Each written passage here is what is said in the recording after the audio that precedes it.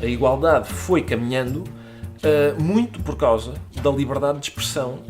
Foi porque as minorias puderam dizer coisas que eram consideradas inadmissíveis. Foi porque as minorias às vezes não têm outro poder que não seja o poder da palavra.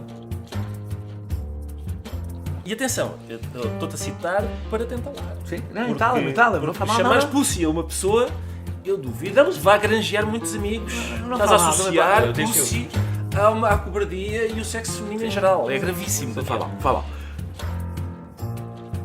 Infelizmente eu estou sempre do lado errado, não é? Porque em 1975 eu seria, se não tivesse apenas um ano, eu seria certamente uma pessoa que pertencia a uma classe sem futuro histórico.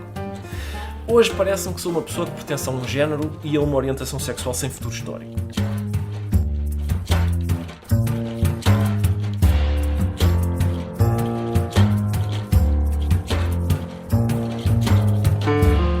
É mais do que uma entrevista, é menos do que um debate. É uma conversa com um contraditório em que, no fim, é mesmo a opinião do convidado que interessa. É um debate em que eu perco sempre. Perguntar Não Ofende é o podcast semanal assinado por mim, Daniel Oliveira, o que não faz chorar. Quase sempre sobre política, às vezes sobre coisas realmente interessantes. Ouça e subscreva no iTunes, no Mixcloud ou na sua plataforma de podcast favorita. Vá a patreon.com/perguntar não ofende, veja as vantagens de ser patrono e contribua para garantir a produção deste projeto independente.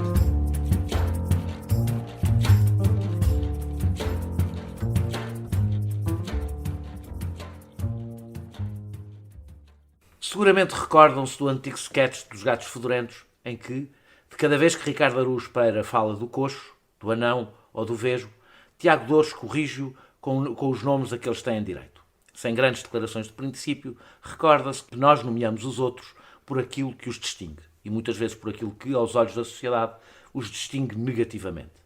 E quando os nomeamos, isto já digo eu, estabelecemos relações de poder. Isso é da vida e nunca deixará de o ser.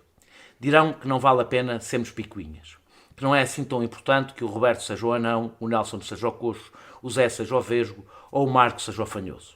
Que ninguém morre por um invisual ser cego ou um mestiço ser mulato. Mas poucos sorrirão se dissermos em público que alguém com síndrome de Down é mongoloide, que um homossexual é paneleiro e que um negro é escarumba. É sempre uma questão de grau, mas, com mais, menos ou nenhuma gravidade, a capacidade de nomear os outros é sempre um exercício de poder. E pode ser um ato de violência, como quando usamos a palavra cigano para falar de alguém desonesto e a palavra judeu para referir quem tem uma relação pouco saudável com o dinheiro. Claro que faz diferença se isto é dito em público ou em privado, num contexto de humor ou fora dele. Mas sublinhar que a linguagem não é neutra e que carrega desigualdades e discriminações não é, como tantas vezes se diz, uma forma de policiamento dos outros. É pensarmos e mudarmos o mundo em que vivemos. As palavras são importantes, gritou Nanni Moretti em Palombello Rosa. Elas incluem, excluem, libertam, oprimem. Aquilo a que se convencionou chamar de politicamente correto é fácil de caricaturar, até porque, em muitos casos, ele próprio se caricatura. Todas as lutas despidas de bom senso se tornam totalitárias. Mas se cada palavra não é uma trincheira, a linguagem é mesmo um combate. Sobretudo para aqueles que, no seu trabalho, fazem, desfazem, criam, destroem e subvertem as palavras. Entre eles, os humoristas são os que têm o lugar de fronteira. Por um lado, por serem os mais difíceis de criticar, têm um poder simbólico arrasador. Por outro, caminham sobre minas porque dependem da ironia, da inteligência, da desconstrução da própria linguagem. Dependem até do preconceito. Ninguém deseja um humorista correto. Ricardo Araújo Pereira foi um dos humoristas que levou mais longe a tentativa de desconstruir o humor fácil, que se limita a repetir aquilo de que já nos rimos. É dos humoristas portugueses o que mais vezes tentou dar-nos diferentes níveis de leitura, que não se contentou em ter piada. Mas também tem sido dos humoristas que mais se tem envolvido num difícil debate onde os equívocos são quase sempre inevitáveis. Porque não está escrito em lado nenhum onde começa e acaba a liberdade de expressão, porque não é certo onde acaba a crítica e começa a censura. Muito obrigado, Ricardo, por aceitares este meu convite. Ora, é assim, eu que agradeço. A minha primeira pergunta é muito simples, e espero que a compliques. O único dever do humorista é para com o humor? Sabes que eu estava a ouvir a tua introdução e uma das coisas que tu dizias era que o humorista tem um poder simbólico arrasador. não tenho a certeza de concordar com isso. Toda a gente conhece o Péricles, ninguém sabe dizer um humorista que tenha feito pouco do Péricles. Daqui a 50 anos toda a gente conhecerá o Cavaco, ninguém se lembrará do meu nome. O mais provável é isso. E é justo que assim seja. Por isso é que eu falei de um poder simbólico, não falei de um poder. Mas é estranho, não é? Que esse poder simbólico seja... Acho que é um poder fátuo. Acho que é a ideia de que o humor tem um poder, por exemplo, do ponto de vista político, ou seja, que possa produzir uma mudança social e política, não me parece que exista. Parece-me que a eleição... Lembras-te na campanha do aborto, por exemplo? Perfeitamente. O teu sketch teve mais poder do que quase todos os argumentos apresentados no confronto. Eu não sei exatamente o que essa frase significa, porque eu não tenho factos que o comprovem. Ou seja, eu percebo... Eu não concebo a ideia de que tenha havido... Eu não sou ingênuo a ponto de dizer que o sketch não teve efeito nenhum. Mas não creio, sinceramente, que alguém tenha mudado o seu sentido de voto por causa de um sketch humorístico. Ficaria até preocupado se isso fosse assim. Mas, acho eu... Conseguiste destruir um... Não destruíste, aliás, ele é presidente hoje em dia, mas naquele confronto destruíste um protagonista. E ao destruir um protagonista, isso teve um efeito bastante importante. Não sei exatamente se ele foi destruído. Não sei se eu teria o poder de controlar esse efeito. Por exemplo, a recente eleição de Donald Trump, o candidato mais violentamente satirizado da história da sátira política, quase todos os humoristas, sem exceção nenhuma, satirizavam, e com muita violência, Donald Trump, e ainda por cima ele foi eleito. Eu acho que há uma hipótese de argumentar que ele foi eleito também por causa disso. Ou seja, porque não se controla. Esse tal poder a existir não é controlado pelo humorista a seu belo prazer. Pode ter o efeito exatamente inverso. Exatamente. Mas isso, aliás, com quase todos os poderes, na realidade. Não há dúvida, mas, quer dizer, em princípio, este além de ser difícil de identificar, parece-me ainda mais difícil de controlar. E, portanto, perigoso. Eu acho que, quer dizer, tentar mudanças sociais a partir da comédia parece-me uma tarefa condenada ao fracasso. Eu acho respondendo à pergunta, sim, o dever do humorista é, acho eu, fazer rir. Achas que é mesmo só esse? Lá está, eu nunca digo que é só mesmo só. Eu não digo só. Porque eu quando te pergunto isto, eu tenho, não em relação ao humor especificamente, tenho uma convicção absolutamente discutível, evidentemente, até porque pode ser considerada um pouco moralista, de que o nosso dever é sempre outro para além da nossa profissão. E a profissão deve, na medida em que podemos escolher, servir esse dever.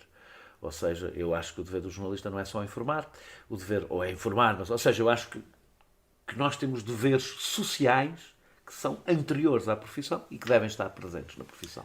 Era essa a minha pergunta, ou seja, se tu usas o humor só para fazer rir, se tu disseres que sim, eu vou discordar, porque eu acho que isso não é verdade.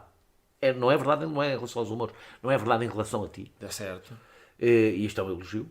A minha discordância é um elogio. Eu percebo que em ti seja um elogio. Não, é um elogio. Acho que não usas só. Posso até concordar ou discordar certo, porque é que certo, usas, mas não usas só para fazer rir. E que, portanto, o humor, como qualquer outra forma de comunicação, serve para lá do resultado imediato que tem. O meu ponto é que o humor não serve para nada, usando esse verbo, não serve para nada no sentido em que uma esfregona serve para alguma coisa. O humor não serve, na mesma medida em que dançar não serve e a amizade não serve. E, portanto, quando se fala de sátira política, é curioso, há pessoas que estão sempre mais interessadas em política do que em sátira. E eu acho, sem ofensa, que é o teu caso. Não tem mal nenhum nisso. Mas na expressão sátira política é um adjetivo. O substantivo é sátira. Parece-me que estar interessado mais na política é desviar as atenções. O que acontece normalmente é as pessoas que concordam comigo, como costuma ser o teu caso, acham que eu atribuem-me esse poder e acham ótimo que eu o use. As pessoas que não concordam comigo atribuem-me o mesmo poder e acham péssimo que eu o use. Sim. E eu não concordo nem com umas nem com outras. Eu acho, como já disse, que o meu poder é muito menor do que parece. E acho que, a existir, eu não conseguiria controlá-lo da maneira como as pessoas supõem que eu quereria controlá-lo. E eu não digo, como tu disseste agora, achas que serve só para isso? Eu acho que fazer rir não é só fazer rir. Eu tenho pelo riso tenho do riso uma ideia diferente. Acho eu da que as pessoas que costumam dizer só têm. Porque eu disse o humor serve só o humor. Eu utilizei a expressão piada, porque eu acho que há uma diferença entre a piada e o humor, não é? Certo. Estou a utilizar. Sim, não tem nenhum rigor técnico mas esta expressão que eu estou a utilizar, mas pronto. Acho que há uma difícil, diferença entre ter piada e o humor.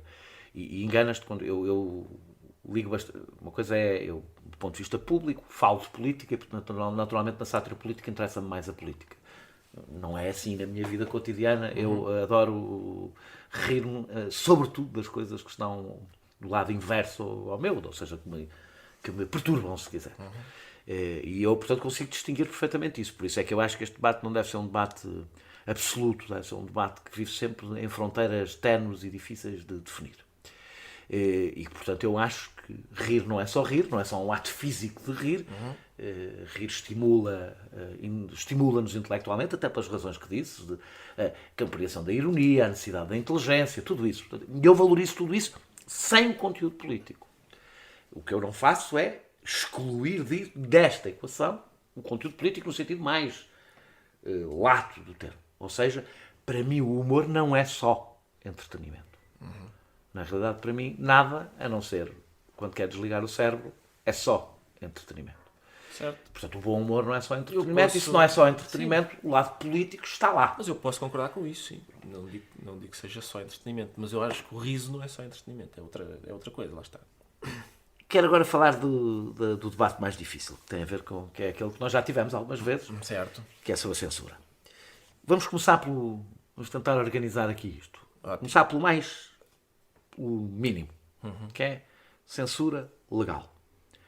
Ou seja, censura, os limites legais à liberdade de expressão. Isso é um ponto importante. Pronto. Vamos começar por aí, depois passamos para tudo o resto, vamos nos limitar aqui para tentar organizar o diálogo. Tu achas que deve haver algum limite à liberdade de expressão? Com certeza. Jurídico. Com certeza. Aliás, não conheço ninguém, às vezes neste debate, como tu disseste e bem, as posições são caricaturizadas. Não é de um lado e do outro. É possível. Já te vi caricaturar. A sério? Mas podemos discutir isso. Eu basicamente sou... Enfim... eu não sei se é caricaturizado ou caricaturado. Não sei. Acho que é caricaturado. Mas é fácil fazer uma caricatura do outro lado. E, portanto, muitas vezes eu ouço, eles dizem que se pode dizer tudo, ou ele acha que se pode dizer tudo. Eu não só não acho que se possa dizer tudo, como não conheço ninguém que acha que se pode dizer tudo. Quais é que achas que devem ser os limites? Os limites que estão na lei. Os limites que estão na lei chegam. Quer dizer, não se pode fazer um anúncio de whisky para crianças. Isso está na lei. Quer dizer, não se pode difamar quando essa difamação causa um dano que é mensurável a uma determinada pessoa. O discurso de ódio está na lei. Tu achas que deve estar? Não está. Está na lei o discurso de ódio. Sim. O problema do discurso de ódio é, primeiro, a dificuldade de o definir. A definição do discurso de ódio tem muita facilidade em tornar-se tão vaga que pode ir desde o incitamento à violência sobre um determinado grupo até uma crítica ou até à expressão de um facto. Não precisa ser mais do que a expressão de um facto. Portanto, isso parece-me um problema. Os ciganos vivem do RSI. Achas certo. Que deve ser crime dizer isto ou não? Não acho. E o sistema jurídico português também não acha. Os tribunais portugueses também não acham e parece-me bem que não achem. Eu acho que essa frase está errada. Não corresponde à verdade. Sim, não é disso também. Certo. A questão é... Vamos estabelecer aqui Daniel, eu percebo isso. Eu percebo que tu sintas necessidade. Mas eu sei que tu achas que não. Na verdade, eu não sinto necessidade. Mas parece-me que é preciso. Não é? É um bocado bizarro, mas parece-me que é preciso. Portanto, o meu ponto é esse. Essa frase não corresponde à verdade. Não me parece que dizê-la seja cometer um crime. Isso é muito diferente. Há uma distância muito grande de uma coisa e outra. O André Ventura proferiu essa frase, apresentaram queixa dele e os tribunais portugueses decidiram que aquilo não era matéria criminal. Esse é um ponto, acho eu. Parece-me difícil negar, não sei se tu negas, mas parece-me difícil negar. Eu sou, como tu, a gente já teve esta discussão, mas as pessoas não ouviram. Eu, no que toca à lei, sou tão, ou se calhar até mais liberal do que tu, no que toca à lei. Eu já percebi isso. Acho que isso tem um preço a seguir. Mas com certeza, mas viver numa sociedade... Não é isso. Não, tem um contraponto. Tem que ter um contraponto. Certo. Mas isso vai ser importante até para eu perceber onde é que tu discordas, porque eu sempre tive dificuldade em perceber. Mas já está aqui sobretudo para ouvir a tua. Vamos, certo. Mas, portanto, por exemplo, e eu sei que este é um ponto em que também estamos de acordo. Quando a Constituição proíbe partidos fascistas, eu não acho que deva proibir. Eu acho que um determinado tipo de ideia, ou qualquer ideia, puni-la não só é inútil, como é contraproducente. Mas achas que se deve punir quem defenda vamos matar os judeus? Depende. Eu acho que quando quem diz vamos matar os judeus... o John Stuart Mill faz uma diferença bastante importante, acho eu. Que é, ele diz assim... se uma pessoa escrever no jornal que os mercadores de milho, com os preços que praticam, estão a matar à fome as pessoas de um determinado país, ele pode fazê-lo. Se uma pessoa disser a mesma frase à frente de uma turba com tochas e archotes e alfaias agrícolas à porta da casa de um mercador de milho, ela não pode fazê-lo. E, portanto, eu acho que deve haver uma ponderação entre quando é que palavras têm a capacidade para, de uma forma iminente e óbvia, provocar violência, e quando é que não têm. Isso vale para frases muito... Quer dizer, toda a gente que tem filhos já passou pela experiência de dizer ou tu vais tomar banho agora ou eu mato-te. Isso não é uma ameaça de morte. Lida literalmente é. Mas na verdade não é. E eu acho que há várias ocasiões em que vamos matar os judeus. Pode não ser. As palavras são ação. Esta é, se calhar, uma coisa que não sei se estamos de acordo com tantos. As palavras são ações. Não estamos de acordo que as palavras sejam ações. Quando eu digo que são ações, significa... As palavras criam um clima, um ambiente que propicia um determinado ambiente na sociedade. Certo. Todas. Não são as dos maus. Não, todas. O meu problema neste debate é que as pessoas dizem assim: as palavras dos maus produzem este resultado, produzem esta ação.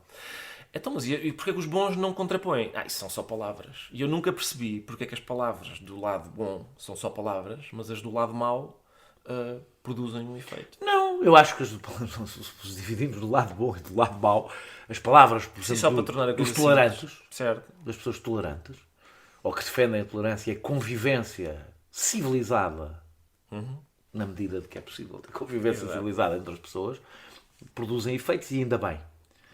E as que produzem, as que têm o sentido exatamente o oposto, produzem efeitos e ainda mal. E que não é muito difícil dizer isto sem ser mal entendido, mas vou tentar. E que eu não acho que as construções jurídicas sejam neutras em relação a essa matéria. Ou seja, elas querem limitar mais o espaço de manobra dos que alimentam a intolerância do que dos alimentam a tolerância, porque a lei pretende alimentar a tolerância, não o contrário. Ou seja, a minha discordância, se calhar, neste sentido, é que eu acho... Tu pões-te numa posição em relação eu que defendo que a melhor forma de vencer é dar o máximo de latitude à liberdade de expressão. Exato. Não defendo, no entanto, que o Estado é neutro em relação a ela. Mas eu não digo isso. O que eu digo é que, aliás, a minha posição é mais distante da posição europeia e é mais próxima da posição, por exemplo, da primeira emenda da Constituição dos Estados Unidos. Essa posição, a primeira emenda da Constituição dos Estados Unidos, historicamente, sempre defendeu os grupos marginalizados, os grupos os frágeis. A liberdade de expressão sempre foi a discussão que há hoje na sociedade americana sobre a primeira emenda e a 14ª, acho eu, que é aquela que é da igualdade. Eu acho que é óbvio, historicamente, que elas não são incompatíveis, antes pelo contrário, andaram de braço dado. A igualdade foi caminhando muito por causa da liberdade de expressão, foi porque as minorias puderam dizer coisas que eram consideradas inadmissíveis, foi porque as minorias às vezes não têm outro poder que não seja o poder da palavra, e por isso é bom que tenham bastante latitude para usar. Mas não têm o mesmo poder da palavra que as maiorias. Eu não diria isso. Eu acho esse raciocínio perigoso, ou seja, um raciocínio que diz que as minorias são frágeis, mesmo, lá está, mais uma vez, do ponto de vista histórico, eu não sei se é possível dizer isso. O modo como, ao longo da história, as minorias foram usando o poder da palavra não me parece que indique que que essa liberdade lhes tenha sido prejudicial, antes pelo contrário. Tu tens, não é só tu... Sabes porquê? Só para concluir, porque a partir de certa altura, e se calhar essa altura é desde muito cedo, esse é um problema que é aquilo que estavas a dizer há pouco. É curioso, aliás, que tenhas começado pelo sketch sobre o anão, o Roberto. É um sketch que eu gosto especialmente. Obrigado. Esse sketch não é sobre racismo. Eu percebi. O sketch é sobre linguagem. Não é porque foi Por isso é que eu precisamente... peguei. porque esse sketch marcou, pelo menos para mim, na minha participação no espaço público, esse sketch marcou o debate. Porque o que eu disse foi que hoje esse sketch, o mesmo sketch, seria mal recebido. Parece-me Por acaso é exatamente o contrário. É que eu acho que aquele sketch é o sketch em que tu te aproximas mais da minha posição. Não, desculpa lá. E eu não estou a ler literalmente. Não. Estou a ler com todas as contradições que o sketch tem. O problema é que as reações àquilo que eu disse comprovaram que eu tinha mais razão do que pensava. O que se disse a seguir a isso foi que a simples enunciação da palavra mariconso, que é usada nesse sketch, não interessa em que contexto é, se é num contexto humorístico, se é num sketch que não tem a ver com a orientação A reação sexual. que tu tiveste ao mariconso é exatamente porque não a disseste num contexto humorístico. Da segunda vez. Não é verdade. Disseste numa entrevista, se bem me lembro. Não, eu devo disse dizer isto... que eu não acompanhei muita polémica, Bom, mas mas tenho a ideia que teres dito numa entrevista. Não disse, não. Nunca chamei... Daniel. Não. Eu disse exatamente isto que estou a dizer agora, que é, esse sketch Sim. usa de facto a palavra mariconso. Hoje, não interessa o contexto em que a palavra é usada, a intenção com que é usada, não interessa. O que interessa é a simples enunciação da palavra mariconso é uma agressão. Vamos a isso. Hoje. Vamos a isso. Vamos ao hoje. É por isso. Espera, vamos ao hoje. Não te podes desenvolver. Isto é na continuação do que tu estás a dizer. As pessoas sempre reagiram. Eu quando disse que havia que eu acho que há um contrapeso a uma lei muito liberal, como eu defendo, é toda a latitude dentro da lei e dentro dos mínimos que eu exijo ao outro lado, da reação social. Ou seja, eu só aceito a ideia de que o Estado não deve impor o mínimo, limites mínimo dos mínimos, no que toca discurso de ódio. Eu não sou a favor, por exemplo, que o discurso de ódio seja proibido, e nisto estou sozinho, ou quase sozinho, na minha área política, ou muito, muito sozinho. Mas estamos de acordo, então? Nisso estamos, mas isso tem um confronto em que nós não estamos de acordo e, portanto, eu deixo de compreender a tua posição. Explica-me finalmente qual é esse ponto. É porque isto tem um contrapeso. Todo o direito a toda a pressão social contra qualquer tipo de discurso de ódio, e não é, ou seja, que a tua liberdade, a minha liberdade de expressão, tem que se aguentar à bronca. Exato. O que é que isto quer dizer? Então, e agora vou passar para a parte força. Qual é a grande alteração que aconteceu? Olha, quando vou ver sketches e agora? Certo. Chama-se redes sociais. É a grande, não é a única, mas é a grande alteração. Sem dúvida. Já havia movimento politicamente correto nessa altura, em Portugal não teria tanta força como tem hoje, também tem pouca na mesma, de qualquer das formas, em Portugal, na minha opinião, tem quase nula. E aí é a parte que eu acho que está totalmente enganado. Acho que quem em Portugal é forte é a pessoalidade e bastante generalizada. Mas isso não invalida uma coisa, não invalida outra. Até porque o politicamente correto, curiosamente, não é um bom antídoto para a personalidade. Eu acho que é. Mas eu já lá vamos. O facto de um boçal ter sido eleito num país que é a pátria do politicamente correto, parece desmenti-lo. É que não, eu acho que é ao contrário. É a pátria do politicamente correto, exatamente porque a boçalidade é tal que é possível eleger Donald Trump. Mas pronto, nós não sabemos qual houve a galinha. Agora que eu te quero Os boçais votaram primeiro em Barack Obama, mas agora, enfim. As razões que eu não acho que Trump tenha vencido por isso, também não. Tenho escrito muitas vezes sobre esse assunto, acho que esse é um pormenor na eleição do Donald Trump. Mas o que eu queria perguntar é sobre as reações e as redes sociais. Nas redes sociais, para finalmente percebermos onde é que a gente discorda. As redes sociais, mas e as pessoas perceberem também qual é a Exatamente. As redes sociais puseram os humoristas numa situação em que nunca tinham estado. Não foi só os humoristas, mas já estamos a falar dos humoristas. Numa situação que nunca tinham estado. Diz-me qual é. Que é a reação da audiência é muito maior e não é só das pessoas que querem ver. A reação não é só organizada quando é negativa, como foi, por exemplo, com o Hermano José em relação à última ceia, que foi preciso fazer uma petição, etc, etc. A reação é instantânea, é automática, quase tão instantânea e automática como é o riso e a aprovação. Exato. E que a maior parte dos humoristas tem uma enorme dificuldade em viver com a liberdade de expressão dos outros, que inclui a estupidez dos outros, que pode ser tão estúpida como muito trabalho de muitos humoristas por vezes. Exatamente. A intolerância dos outros, tudo. Ou seja, que há uma hipersensibilidade de pessoas que se habituaram a que serem sempre quase exclusivamente populares. Eu acho isso, acho o teu argumento deficiente de várias maneiras. Primeiro, a ideia de que humoristas, por exemplo, não estivessem habituados à impopularidade, ou à crítica, neste caso, não é?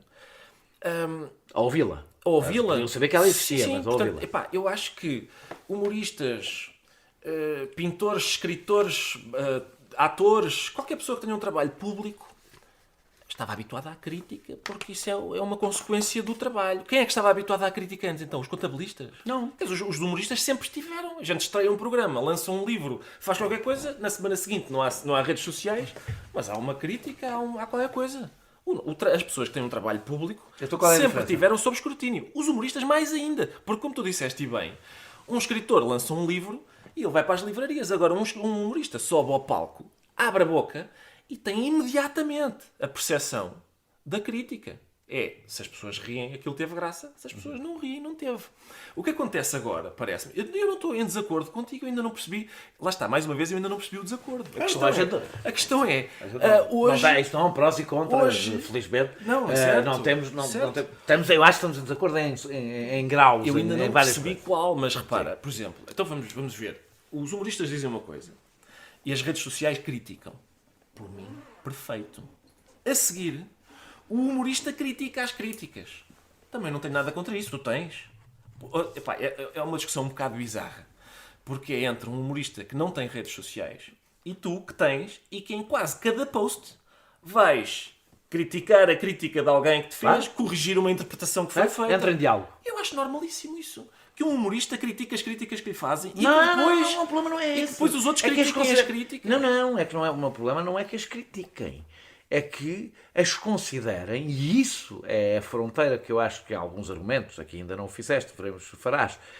Provavelmente nunca o fiz. Tu pisas, que é considerar que essa crítica, por exemplo, quando é muito generalizada e muito forte, é uma forma de censura. Não, senhora. Não, senhora. Quando é muito generalizada e muito forte, o que eu acho legítimo fazer é dizer assim, as pessoas estão a ler literalmente um texto que é irónico, por exemplo. Pode ou não se pode? Pode tudo. Acho que sim, pode ser tudo. Onde é que é o ponto a partir do qual... Tem razão ou não? Também acho outra coisa que eu acho legítima é dizer assim, estão 20 mil pessoas contra uma. Quando eu vejo 20 mil contra um, é o tipo de coisa que... Também viste isso com o Sócrates ou com o Ricardo Salgado e vives bem com o assunto. Ora bem, é difícil comparar um primeiro... E há boas razões para haver 20 mil contra um, quer num caso, quer no outro. Mas... Eu considero que há, apesar de tudo, algumas diferenças entre um primeiro-ministro e um banqueiro e um humorista que põe uma coisa no Facebook. Mas enfim, vamos a isso. O meu ponto então, tens um exemplo melhor ainda. Então espera, onde tens um exemplo melhor ainda que vai levar... Que nos vai... Sim. Uma das razões, por exemplo, porque a mim me incomoda, e não é para fazer... Me incomoda, não quero fazer nada de especial, mas me incomoda. Quando vejo humoristas concentrar o seu humor em homossexuais, negros, as minorias, eu não tenho que estipular, não se pode brincar com as minorias. Pois não. Mas a verdade é que ele vai no barco dos 20 mil contra um. E isso incomoda. Vais ter de exatamente porque acho que o humor não é neutro. Certo, mas vais ter, primeiro, há um problema aí. Primeiro, eu não sei de que humoristas é que estás a falar, não estás certamente a falar do meu caso. Mas há hoje... e volto a dizer hoje, há uma maneira há uma tentação de olhar para uma piada. Posso dar um exemplo, não sei se vamos perder muito tempo com isso, mas de olhar para uma piada que tem, por exemplo, a palavra nigger, e é mais uma vez uma piada sobre a linguagem, é uma piada da Sarah Silverman, é um caso que ela conta na sua biografia. Podes contar. Ela diz, fui convocada para fazer serviço de jurado, tenho que ir a um julgamento, é uma chatice, eu não quero. E então uma amiga minha disse-me, porque é que não escreves uma coisa inadmissível, do género, I hate niggers. E eu disse, eu isso não sou capaz de fazer. Mas como não queria ser jurada, pus I love niggers. A piada é sobre a Sarah Silverman não perceber que não interessa se é I love ou I hate, a partir do momento em que ela usa a palavra niggers, aquilo é inadmissível. A piada é sobre isso, é uma piada sobre linguagem. Como é óbvio, para já nem sequer a deixaram dizer a piada dessa forma. Obrigaram-na a substituir por chinks, que é talvez o nosso equivalente a chinoca. E como é óbvio, a comunidade asiático-americana pronunciou-se sobre aquela piada dizendo que ela era racista. A piada não é racista. Lamento, mas não é. Eu acho que as pessoas têm todo o direito em dizer que é racista, porque as pessoas têm todo o direito de dizer que é estúpida, em serem estúpidas, em não perceber o que se lhes diz. As pessoas têm todo o direito de não perceber o que se lhes diz. E nós, é este o meu ponto. E quem é criticado tem o direito de criticar as críticas e assim sucessivamente até o infinito. Até o infinito. O meu ponto... Portanto, aceitas que os muçulmanos têm o direito a queimar bandeiras dinamarquesas depois dos... A queimar bandeiras, claro. A matar gente, não. Vamos partir do princípio dessa matéria, não tem discussão. Mas tem direito a queimar bandeiras. Tu não concordas que tem? Tá, concordo. Bom. Então o meu ponto é este, Daniel. E tem direito a queimar livros do Henrique Raposo, por exemplo. Sim, pois mesmo que eu não gosto esteticamente da ideia de queimar livros. Exatamente. Acho que já não tenho... Mas tu indignaste. Não por queimarem livros. Quer dizer, queimar livros, eu acho que causa dano à reputação de quem o faz, porque historicamente a ideia de queimar livros... Mas é por razões estéticas, que eu não vejo mal nenhum especial em queimar livros. Não há problema. Só que aconteceu as pessoas erradas queimarem livros... Mas queimar livros, historicamente, está associado a um determinado tipo de pessoas. E, portanto, quem queimar livros e queima as pessoas a seguir... Agora, eu indignei-me, não foi por as pessoas queimarem livros. Eu indignei-me, e aliás fui lá, ao lançamento do livro do Henrique Raposo, porque eu acho que em democracia, um gajo escrever um livro e receber ameaças de morte e ser obrigado por razões de segurança a mudar o sítio onde o livro é lançado é inadmissível. É esse o meu ponto. Portanto, o humorista diz uma coisa, outros criticam, ele critica as críticas, outros criticam a crítica que eles fazem às críticas. Até ao infinito isto vai assim.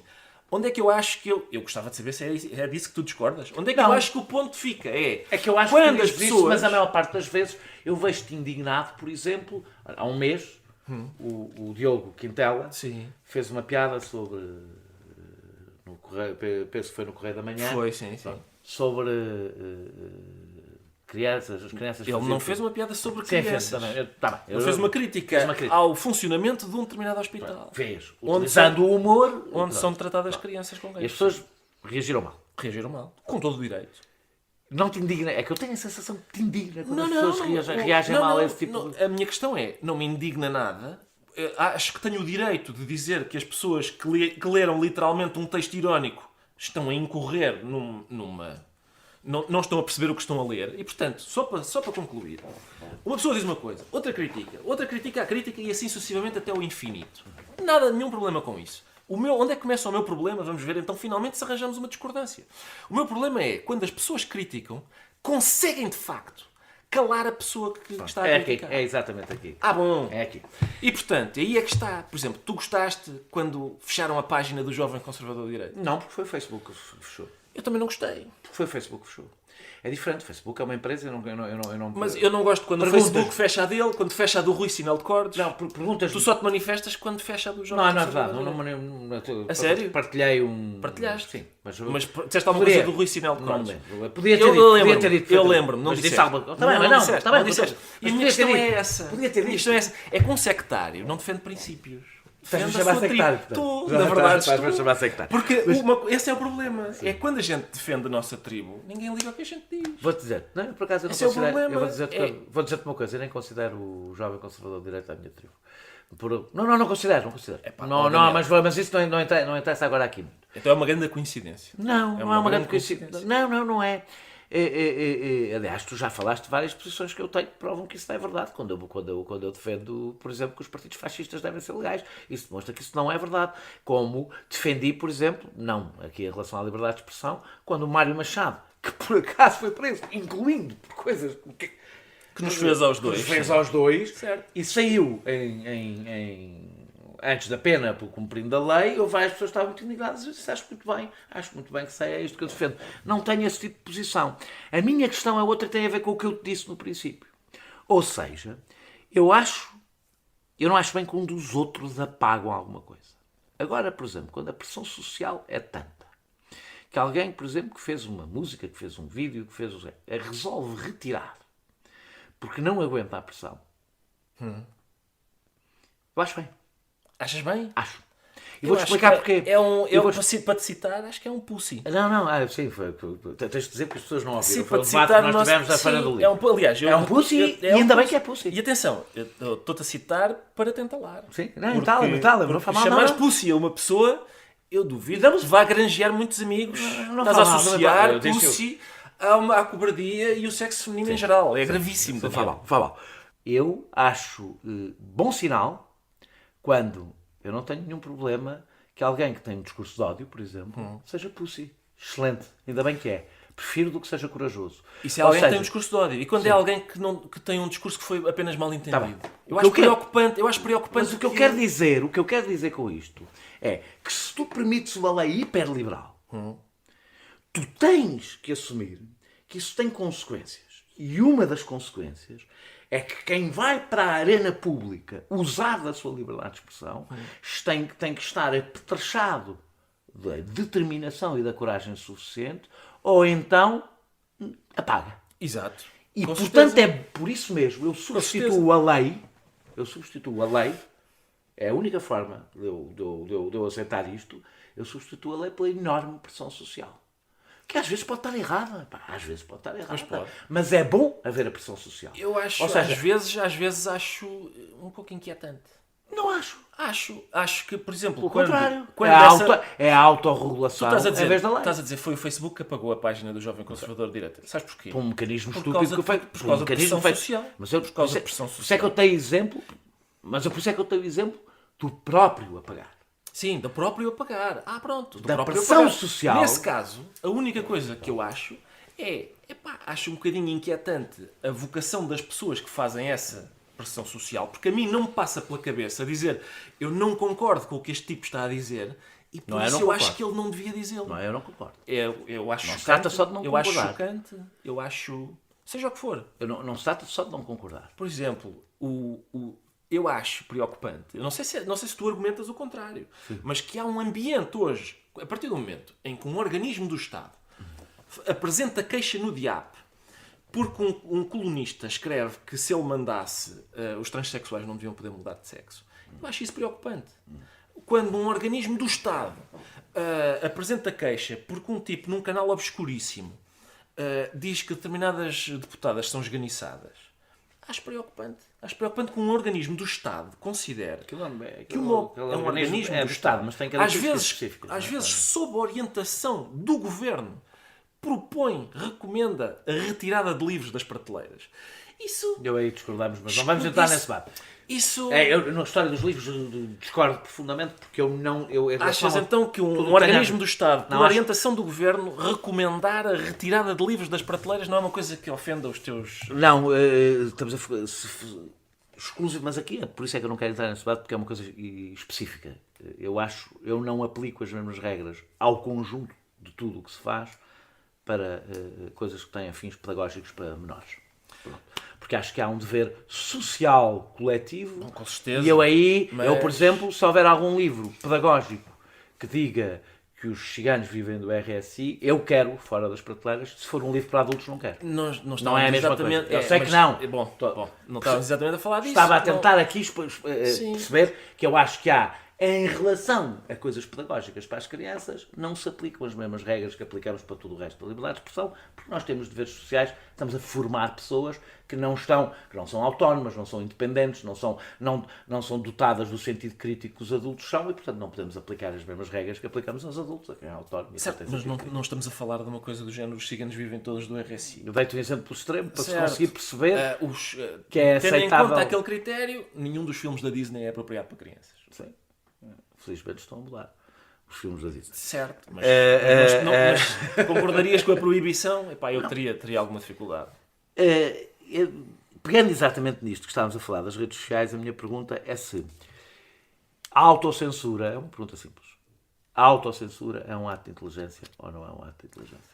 Epá, eu não sei Para ela não é preciso alguma pressão Não social. sei exatamente a que é que chamas autocensura, porque as pessoas comportam-se, acho eu, como consideram apropriado. Eu não sei, uma das discussões curiosas nisto do politicamente correto, é um dos mitos, quem, como eu, por exemplo, critica o politicamente correto. O que é que tu criticas o politicamente correto? Várias coisas. Não caricaturas. Vamos pegar... não vou caricaturar nada. Quando estou a querer dizer não caricaturas não pegues nos exemplos extremos do politicamente correto. Certo. Não, quando eu estou a dizer pega, tu ouviste a introdução que eu fiz, sim. o que é o meu ponto de vista do que é o politicamente correto. Que é, assume que a linguagem são relações de poder. Pois, mas isso eu tenho muita portanto, dificuldade. Uma das coisas é. Eu queria só. Que em vez de pegar só em exemplos de coisas evidentemente idiotas que aconteceram, há sempre idiotas em todos os confrontos. A minha pergunta é, se tu discordas deste princípio de que a linguagem transporta poder, transporta discriminação e, portanto, há guerras a fazer dentro da linguagem, que o politicamente correto é isso. É dizer, eu não discordo que a linguagem tenha vários dos aspectos que referiste, discordo que o politicamente correto seja apenas isso. Eu discordo, quer dizer, não me parece que seja essa a utilização corrente sequer da expressão politicamente correta. Não, a expressão politicamente... aqui. Hoje a expressão politicamente incorreta é ser corajoso, é isso que quer dizer. Também não me parece que seja verdade. Mas é como ela é usada. Isto é a capa do Diário de Notícias nós temos imagens. De 3 de fevereiro deste ano. A obsessão pelo politicamente correto já põe em causa livros, quadros e espetáculos. Isto é a capa do Diário de Notícias de há 2 meses. Se o politicamente correto significar aquilo que tu acabaste de dizer, eu acho estranho que ponha em causa livros, quadros e espetáculos. Acho que se calhar não é politicamente correto, é como sempre... Esse é o problema. Então é porque estamos a falar de coisas diferentes. É como sempre os idiotas que existem em todos os combates. Bom, a minha pergunta é, se tu concordas com o princípio geral, e depois podes discutir a forma como as pessoas lidam com ele, de que, sendo a linguagem, transportando a linguagem, poder... Certo. Discriminação, tudo mais, ou seja, esse confronto é um confronto que vale a pena ter. Mas, Daniel, eu acho que o meu trabalho todo é sobre o que é que a linguagem faz, que tipo de características é que tem, etc, etc. Quando a gente faz um sketch, ou por exemplo ou quando eu escrevo uma crónica a dizer que downsizing, um CEO é difícil de contestar e um patrão é mais fácil. Há uma música do Fausto que diz que se chama O Patrão e Nós, e o refrão é: o patrão não faz falta e é cabrão. E contestar um patrão é uma coisa, um CEO é mais difícil. Não há nada que rime com CEO, por exemplo. Cabrão rima com patrão, mas com CEO é muito, muito difícil arranjares outra coisa. É difícil contestares um downsizing, sobretudo porque é decidido por um CEO. Um despedimento é mais fácil. E, portanto, há várias maneiras de tentar controlar a linguagem. E há várias maneiras de entender. Os colaboradores em vez de trabalhadores, exatamente, tudo isso tem significado. Poder. E eu sempre o assinalei. Agora, também há várias maneiras de entender a linguagem. E, portanto, eu acho que é possível uma pessoa dizer tenho que estar com um olho no burro e outro no cigano, e não estar com a intenção de ser racista, nem aquelas coisas que se dizem hoje de reforçar, perpetuar, etc. Acho que é possível cantar a canção Atirei o Pau ao Gato, nunca tendo atirado um pau a um gato, nem tudo possível. É tudo possível. Acho que um vegetariano pode dizer que isto é matar 2 coelhos com uma cajadada. Isso é tudo verdade.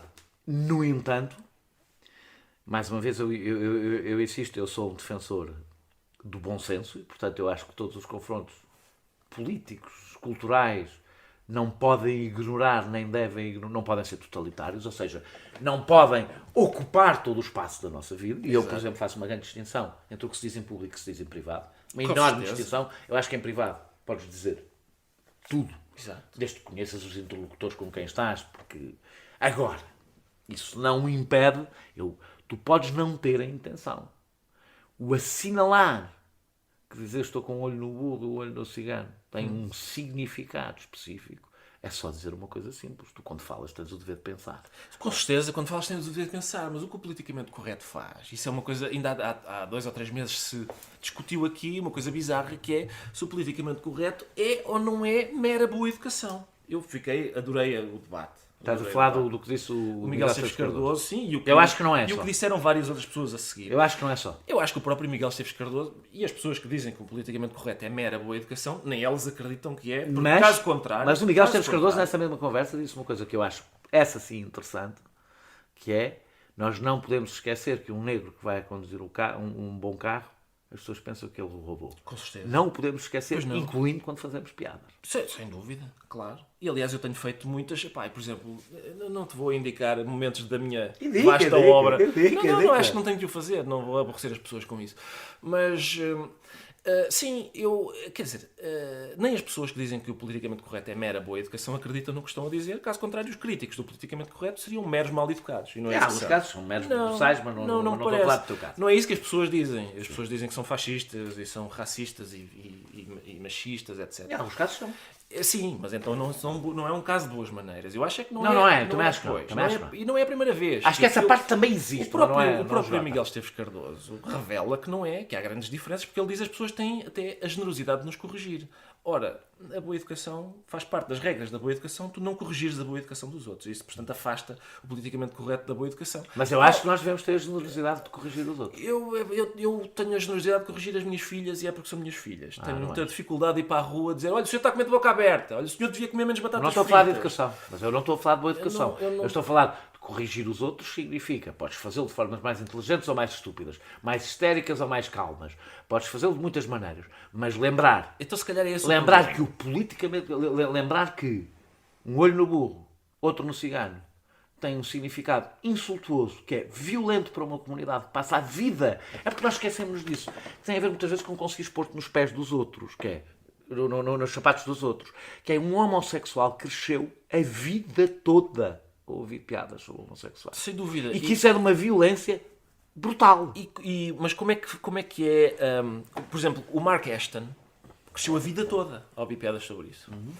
E, no entanto, quando os tabloides ingleses disseram que a união dos homossexuais com os mineiros no protesto era a união dos pits and perverts, ou seja, das minas e dos pervertidos, o Mark Ashton não disse que horror, eu não admito essa palavra. Não, ele organizou o concerto da Pits and Perverts Concert. Claro. Isso sempre foi assim. O que o politicamente correto faz é estou um entendimento da linguagem. É exatamente por isso que eu utilizei a expressão pussy no nosso debate. Exato. Eu concordo com isso. É um entendimento com essa forma. E lá está. É um entendimento da linguagem. Por isso é que eu acho que alguém que te diga: ei, Daniel, cuidado com isso, porque pussy associa e reforça a ideia de que o sexo feminino e a cobardia... E tem razão.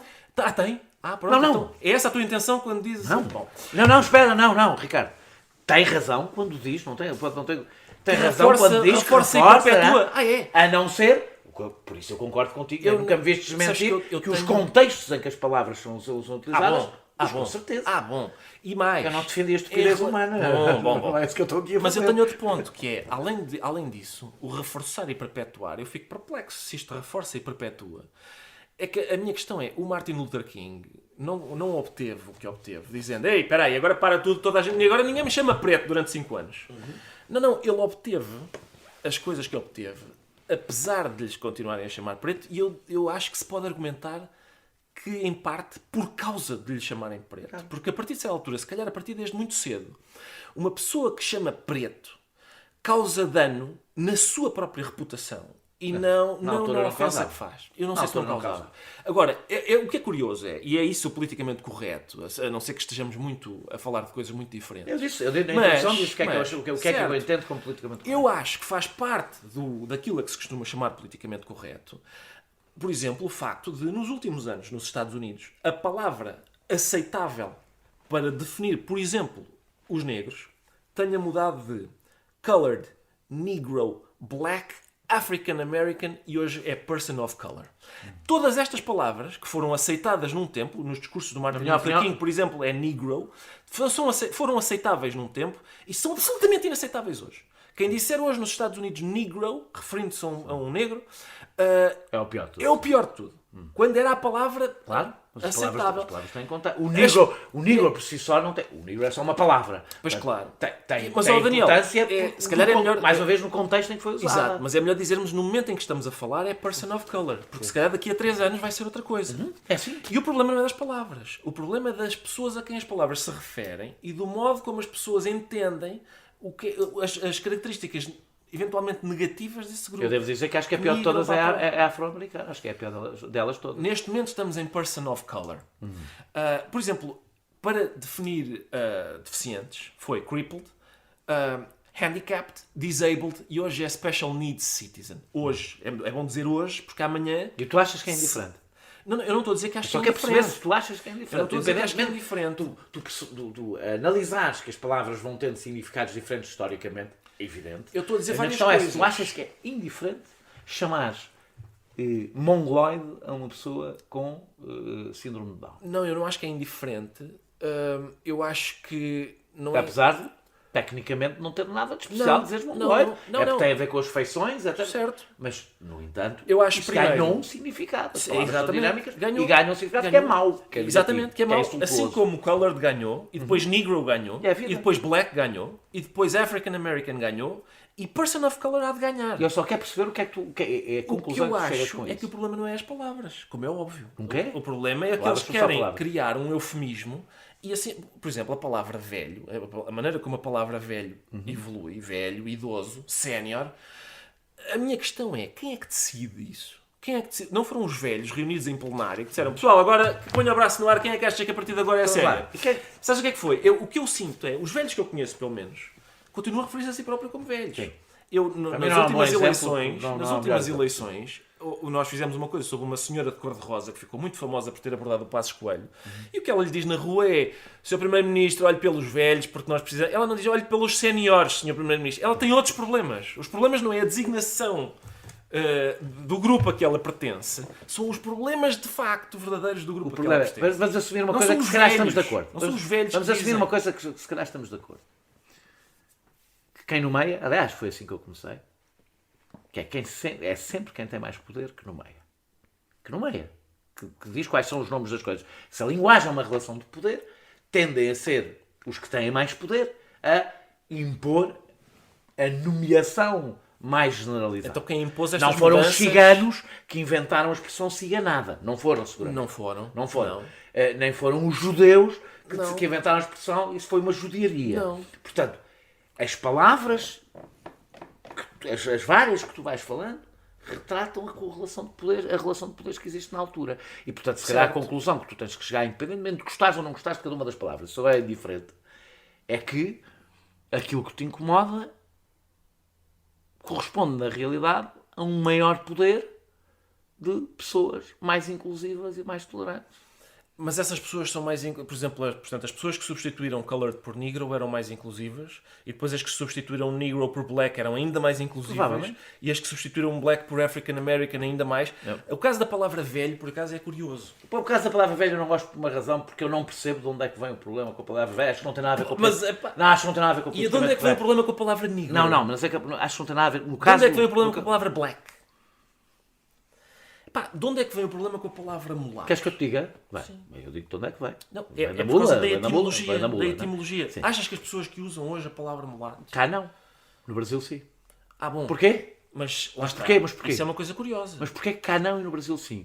É uma coisa curiosa. É dentro da mesma língua. Por exemplo, a palavra crioulo no Brasil já foi aceitável. Agora é inaceitável. Em Cabo Verde, por exemplo... Agora dizem parte. Não é? Em Cabo Verde é o nome de uma cerveja. Sim. É o nome da língua. Sim. E, portanto, dentro da mesma Porquê? língua. Porque exatamente porque as palavras têm um contexto. Pois têm, E pois que, têm. portanto, uma palavra que num país não tem nada, no outro país pode carregar em si opressão, insulto, pode realmente... E para a semana, já não. Porque a história existe e a língua muda. Ou seja, Mas com esta velocidade. Negro, portanto, colored, negro, black, African American. Qual é o problema da palavra black? já reparaste que Qual é só o quase, problema de black? já reparaste que quase só falas da cultura anglo-saxónica? Porque na realidade Estamos a isso falar cai... politicamente correto? Mas que tu não te queixas do politicamente correto cá? Cá? Sim. Cá, para já eu não me queixo. Eu critico. Sim. É bastante diferente. Eu percebo a tentativa Não de... há tentativa. Sim, mas é bastante diferente criticar de queixar. E o que eu faço é criticar, sim. E acho que é possível criticar, por exemplo, aquilo que eu disse. O ambiente geral que faz com que um organismo do Estado diga o senhor acha que estas senhoras são esganiçadas? Queixa. Ver se há, Não me viste se há ainda. hipótese de punir. Ainda não me viste desmentir essa Ah, tua bom. opinião. Ah, bom. Por exemplo, esse tipo de coisas, fechar páginas, acho que é uma coisa central. Concordo completamente. Ok, então, mas Onde aí não esse é que é o concordamos, meu problema. onde não acho que não concordamos é que tu achas que quando existe pressão social muito forte de 20 mil contra 1, se tu quiseres, e ele se sente obrigado, não é obrigado, se sente obrigado, por exemplo, a tirar um vídeo, a tirar... Sim. Tu chamas isso censura, não chamas? Eu não chamo isso censura. Eu não chamo isso censura. O que eu digo é, eu acho inquietante que haja pessoas que dizem isto ofende-me e por isso eu vou fazer tudo o que estiver ao meu alcance para que ele não o possa dizer. Isso não me passa pela cabeça. Não é porque ele não o possa dizer, é porque ele não o queira dizer. Exato. Isso não me passa pela cabeça. Não me passa pela cabeça. Eu não me pensar, importo fazer se calhar- imensa pressão social para que os nazis... Não, mas não Decidam estamos a não falar falar. de nazis. Está bem? Nós estamos a Vá falar liberdade de nós estamos a falar de feministas que não são feministas da maneira certa não serem convidadas para falar em universidades, serem desconvidadas. A Germaine Greer não é uma nazi. É uma feminista que tem uma opinião sobre Pronto. transexuais. Mas tu não achas que as pessoas têm direito a convidar ou não convidar as pessoas com as quais concordam ou discordam? Tem. Tu achas que eu acho que as pessoas têm direito a convidar ou não convidar? Olha, neste podcast escolho as pessoas que convido. Com Não é certeza. só aquelas com que concordo, mas é Perfeito, só aquelas com perfeito. quem quer falar. Não é? Mas o podcast é teu. Quando, por exemplo, numa universidade há pessoas que querem convidar o Jaime Nogueira Pinto e há outras que não querem que ele seja convidado e impõem a sua vontade. Tu sabes que a história depois não foi bem assim, mas pronto. Não, a história foi exatamente assim. Eu acompanhei bastante. Eu também. E eu também acompanhei as declarações do diretor da faculdade que disse não, foi cancelada, por amor de Deus. Foi adiada, porque este debate é tão rico e extremamente interessante que vai ter lugar num espaço mais amplo. Entretanto, passou um ano. Sim, Eles estão... É mesmo amplo. Devem estar ainda a recrutar Bem, pessoas. mas eu tomei posição em defesa do Jaime Nogueira Pinto e depois senti-me enganado por coisas que ele disse que não eram bem verdade. Mas não Sim, mas interessa. a minha posição sobre esse caso nunca se baseou em nada que o Jaime Nogueira Pinto tenha dito. Ela a mim nunca me enganou. Em relação ao princípio, Agora, concordo contigo. talvez- Acho que o Jaime Nogueira Pinto bom. tem todo o espaço para participar num debate numa universidade. E que é o que interessa mais um para dos a meus nossa conversa. problemas é essa gente. O esforço que eles fazem é contraproducente. Eu hoje sei o que é a nova Portugalidade. Não saberia, que era uma benção, se o Jaime Nogueira Pinto tivesse ido lá falar. Concordo. Se ele tivesse ido lá falar, aquela notícia não aparecia no telejornal, nem sequer aquela notícia do novo panda que nasceu no Eu vou mais longe. zoológico da Ele Malásia. debateria com o Jaime Nogueira Exato. Pinto sem nenhum problema. E assim apareceu no início. E o meu problema, se calhar, é esse. Eu começo a ser crítico do politicamente correto a partir da expressão politicamente correto. Porque eu acho sinistro que alguém acredite que há em política o correto. Nós, por exemplo, no referendo do aborto estávamos do mesmo lado. Era o correto o nosso lado. Os outros gajos estavam incorretos. Eu pensei que na política não era assim. Por exemplo, 2 mais 2 igual a 5. Isso sim está incorreto. Se alguém me disser, mas eu acho que é assim que vamos debater. Eu digo, meu amigo, eu não vou debater consigo. Não vale a pena. Não pode Isso ser está incorreto. Não pode ser relativista a um ponto. Não é relativista. Qual é que está correto? É a esquerda ou a O direita? racismo está incorreto. Eu não precisa de ser o objetivo. O racismo está incorreto. Tu podes dizer, Certo. claro, há quem ache que está correto. Mas nós não estamos a falar de extremos. Nós não estamos a falar de Os extremos. extremos ajudam para não. Os extremos Não, só não, não. ajudam para perceber que é legítimo nós considerarmos que há coisas incorretas. Depois, como eu disse desde o princípio, é sempre uma questão de bom senso e de grau. Quando Tu podes a sempre influência- afunilar o espaço do correto de tal maneira que só tu é que estás correto. Mas Claro. não é isso que acontece hoje? Não há um ambiente de E é com isso que vamos terminar. de pureza ideológica É isso cada que- vez maior. é com isso. Na Câmara Municipal de Florença, aliás, no Teatro Municipal de Florença, ou no Teatro de Florença, o diretor fez o seguinte: nós vamos ensinar aqui a Carmen, mas no final ela não é morta. Ela é que dá um tiro no seu agressor. Porque, diz o diretor do teatro, eu acho que em 2018 é muito esquisito nós estarmos a aplaudir a morte de uma mulher. Eu acho isso muito perturbador. Mas porque acho que é só idiota, pronto. Mas, É só idiota. Sim. Não acho que é só idiota. Acho que isso depois tem evidentemente... Como eu disse desde o princípio, em todos os combates, incluindo os mais justos de todos, até na luta pelos direitos cívicos dos negros, há sempre, no meio, pessoas menos dotadas de inteligência ou de tolerância, como o que quiseres utilizar, Certo. e que Mas isto podem não é no meio. ridicularizar... Isto não é no meio. Isto são as vanguardas. Pois não, mas é Isto que são as vanguardas. Eu vou dizer, e essa é a última pergunta. Tu não achas...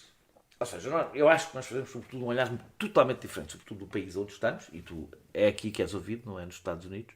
Não sei, se calhar já és muito ouvido nos Estados Unidos, mas aqui és mais. Sou. Aqui és mais. Eu acho que vivemos num país onde o que impera é a brutalidade. Acho que vivemos num país hiper-racista e que, no entanto, nem sequer conseguiu ainda. É tão racista que ainda nem sequer começou a debater o seu racismo, ao contrário dos americanos, dos brasileiros, nem sequer falamos do assunto. Estamos absolutamente convencidos que somos excelentes, ótimos. Vivemos num país com um machismo brutal e com taxas de violência doméstica. Não preciso desenvolver. É neste país que tu, Ricardo Araújo Pereira, vives. Não achas um pouco estranho que eu não vou tomar o teu único combate, seria de uma brutal injustiça dizê-lo, até porque já tive em vários contigo e estivemos do mesmo lado. Mas que um combate central do teu combate, da tua intervenção pública, sem ser só profissional, seja esta. Ou seja, nós escolhemos as nossas lutas não só por uma questão de princípios, mas no contexto em que estamos e damos prioridade a umas coisas ou a outras, tendo em conta, ou seja, não te passaria pela cabeça fazer na Arábia Saudita, para ir no extremo, um combate contra o politicamente correto, não é? Pronto, nós não estamos na Arábia Saudita, mas também não estamos nos Estados Unidos. E a minha pergunta é se não achas que há um certo descentramento desse teu combate? Não me parece, porque é precisamente por estar preocupado com essas questões que as vanguardas, e eu volto a dizer as vanguardas, porque tu dizes, não, há sempre umas pessoas que são assim meio... Não são pessoas desgarradas que são assim meio... É a vanguarda desse movimento que cai debaixo desse chapéu de chuva que a gente chama politicamente correto, que faz isto. E, portanto, o meu problema é este. Eu reconheço tudo o que tu disseste. Vivemos num país racista, machista... Homofóbico. Exatamente. E, portanto, eu no outro dia escrevi um texto na Visão sobre... O texto chamava-se Quem fala assim não é gago nem gaga. E era uma espécie de sátira daquilo que se costuma chamar a linguagem inclusiva. Caros e caras leitores e leitoras, estamos todos e todas preocupados e preocupadas, etc, etc. Eu acho que isso é muito fácil. Por acaso acho que foi ótimo. Eu tinha pouco tempo e é um texto, não é isto bastante fácil de fazer. Ricardo, para perceberes o que é que eu estou a querer dizer com isto, não estou a dizer que é fácil do ponto de vista do teu trabalho. Se há coisa que eu não acho em relação a ti é que sejas preguiçoso do teu trabalho. Não, mas eu adoro coisas fáceis e esta era de facto. Faz um esforço para perceber o que eu estou a querer dizer. Quando eu digo é fácil, não é isso que a generalidade das pessoas acha. Eu não sei. Ou seja, não estás nos 20 mil contra um. Mas é contra um. Vamos lá, 200 mil contra 20. Pronto. O meu problema com isso é o seguinte. Para já, nós já não estamos aí. Aquela crónica está desatualizada. Já não estamos no todos e todas. Nós já estamos no todos, todas e todes. Há uma... no Brasil, eles já estão um passo à nossa frente e eles propõem todos, todas e todes. Mas... Estás a pegar num assunto que eu não consigo ficar a discutir, porque eu tenho mesmo um problema com a chamada linguagem inclusiva, essa. Mas... mas é por uma razão muito mais prática do que tu. Não, mas a minha razão também é prática. É uma questão ou seja, os teus combates têm que ser praticáveis. Exatamente. Mas, Daniel, esse é o meu ponto. O meu ponto é esse. Esta linguagem é pouco prática. O facto de ser ridícula torna-a pouco prática também. E torna ineficaz. Ou seja, eu escrevi essa crónica... Mas isso não impede que tu assumas que nós utilizamos o masculino como neutro e que isso tem uma história. Não, mas nós temos uma... Mesmo que tu não tenhas solução para isso. Mas eu tenho uma divergência linguística contigo, que é... Aliás, há vários linguistas que dizem o mesmo. Nós usamos o masculino como neutro porque há um género que é neutro e outro género que é marcado. Isso pode ser interpretado de várias maneiras. Mas isso não tem nenhuma relação com a igualdade de género no país. Porque a língua persa não tem género, as palavras não têm género. Sim. E não se vive bem nos países em que a língua persa é falada. Não se vive bem. Eu não acho que a questão simbólica esgote tudo. Mas eu escrevi esse texto. Evoluímos numa coisa. Nós antes dizíamos primeiro-ministro quando era uma mulher. E passámos a dizer primeira-ministra quando era uma... Mas porquê? Porque é gramática. Não é só isso? Não. É gramática. Não, mas nós dizíamos primeira-ministra. Mas nós dizíamos no tempo da Maria de Luz Pintacilgo. Foi graças a umas pessoas muito chatas,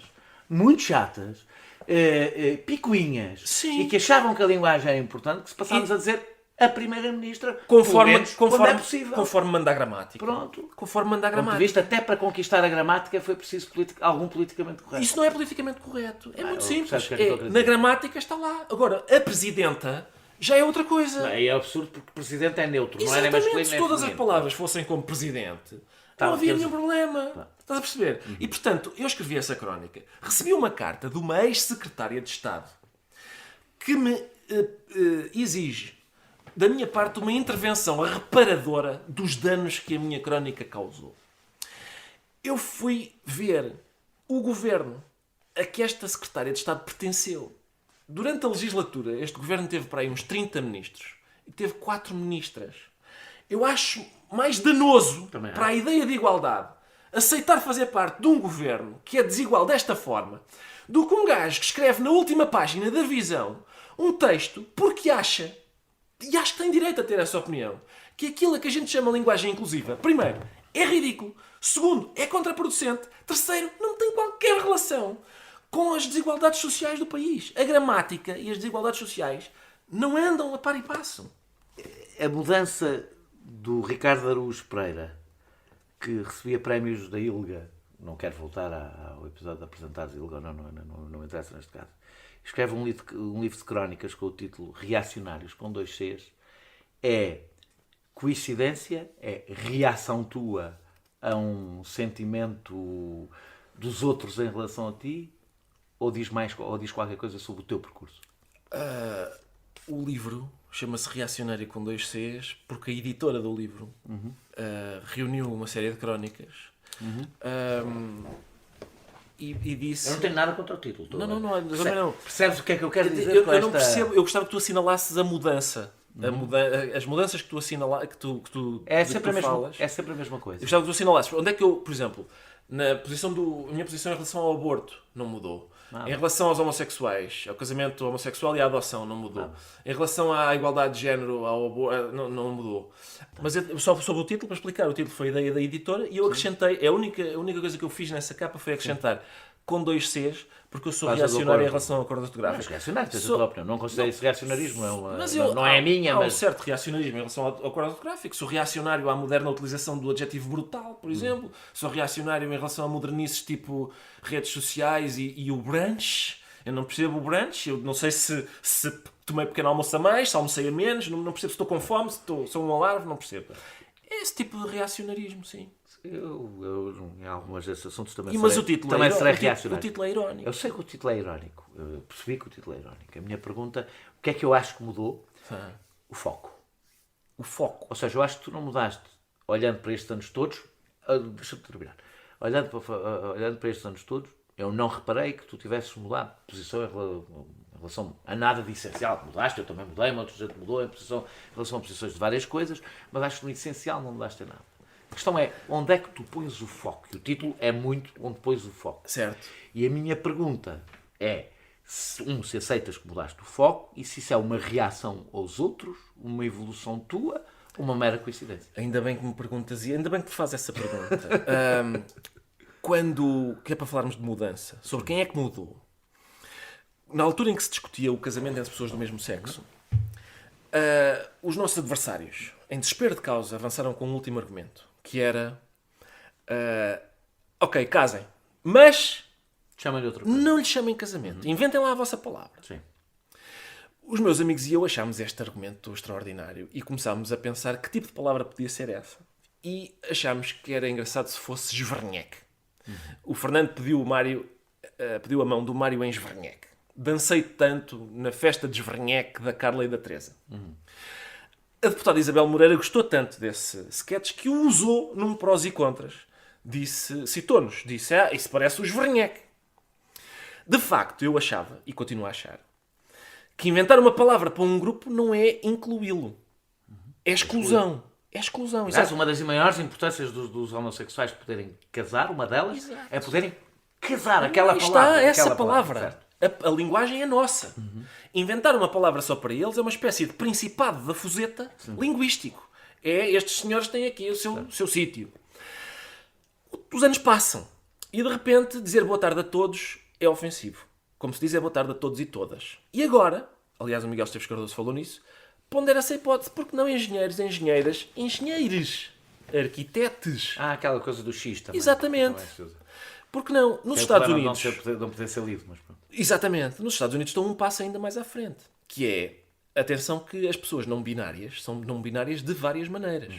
E, portanto, há universidades que têm um menu de pronomes que essas pessoas podem escolher aquele com que mais se identificam. Esses pronomes eu tenho-os aqui.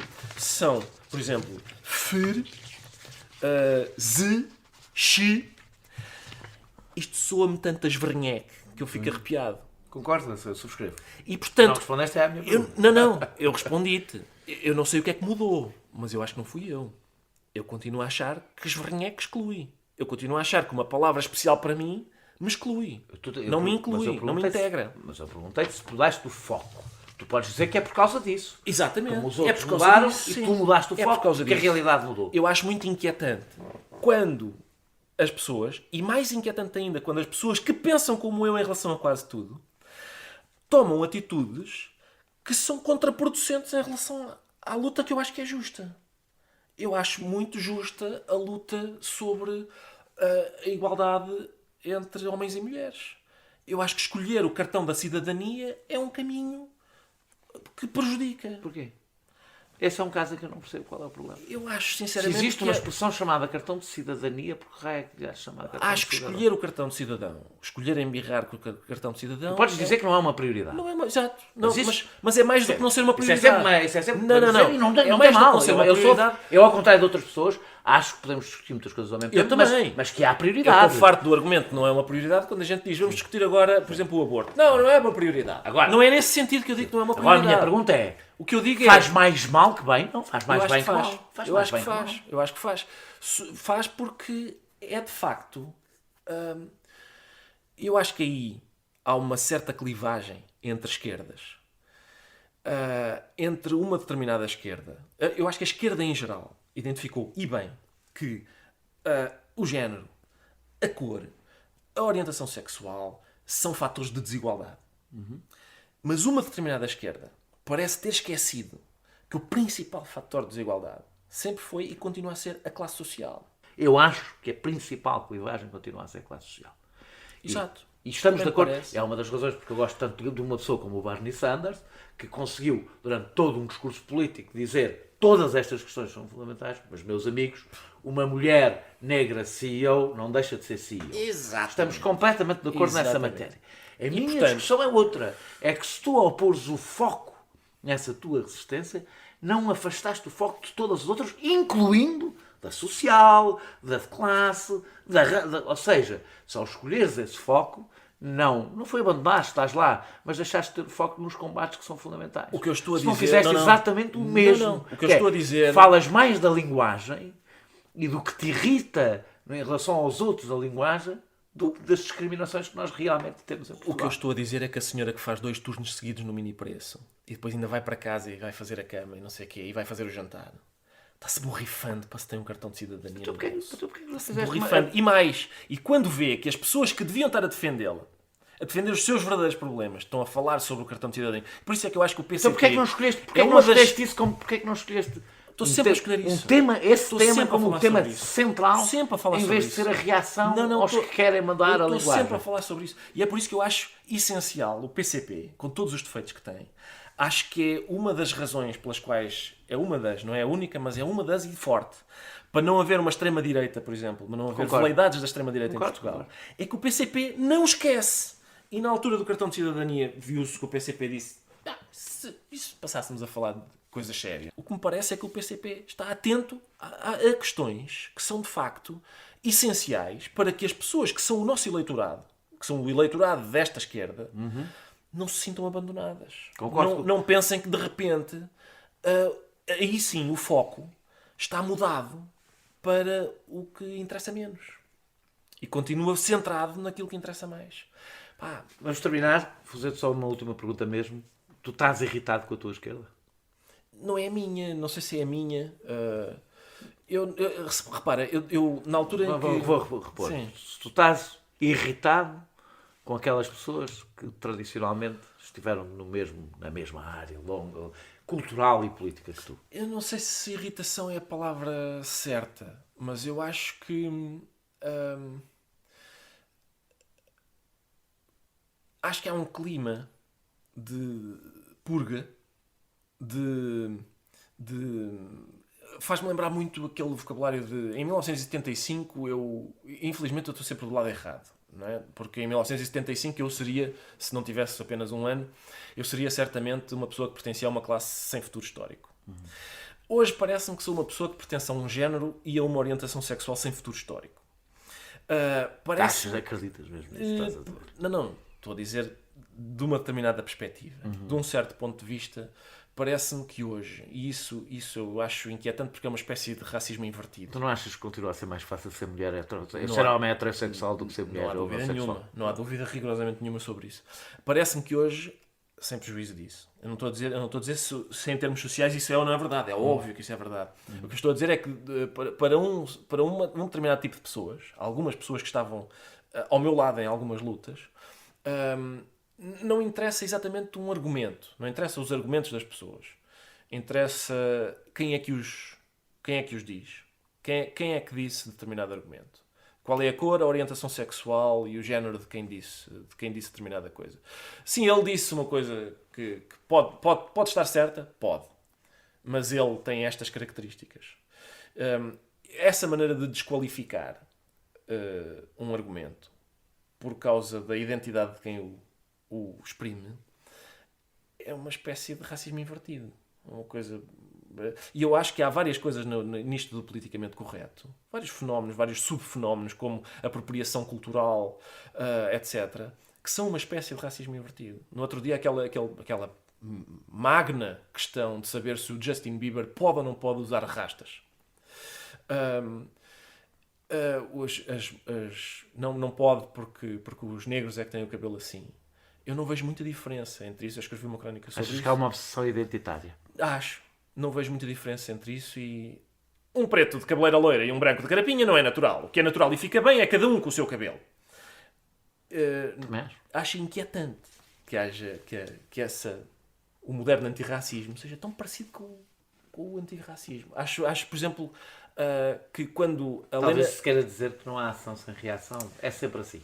Mas é estranho. A Lena Dunham, por exemplo... Sabes o que é que eu estou a querer dizer? Ou seja, eu sei, mas por isso é que... Tu esticas sempre a corda quando a corda está de um lado, estigas sempre para o outro. Exato. E se calhar é assim que as coisas evoluem naturalmente. Mas a gente não tem direito de assinalar. Olha aí, estás a puxar demais, se calhar. Por isso é que eu digo que não são meia dúzia de estúpidos. A Lena Dunham, que é uma grande guionista e atriz americana, grande, quer dizer, muito conhecida, no outro dia apoiou a ideia de que alguns alunos uma associação de estudantes, acho eu, da sua antiga universidade, exprimiu que acabou-se o sushi na cantina da escola porque isto é apropriação cultural. Essa ideia, não, tu não comes isso, que isso é a comida, isso não é a tua comida, parece-me perturbadoramente parecida com uma ideia que o Hitler tinha, que é a juventude alemã a ouvir jazz, não, porque isso é a música dos pretos. Essa ideia de compartimentar, e é isso que tu acabaste de dizer das políticas identitárias. Eu acho, e a parte provavelmente nós concordaremos mais, eu acho que há uma doença identitária na esquerda. Exato. Que corresponde a uma nova agenda que chegou, que era importante e que eu acho que ainda não foi assimilada da forma... como é que é dizer isto? Correta. Pois, da forma equilibrada que tem que ser.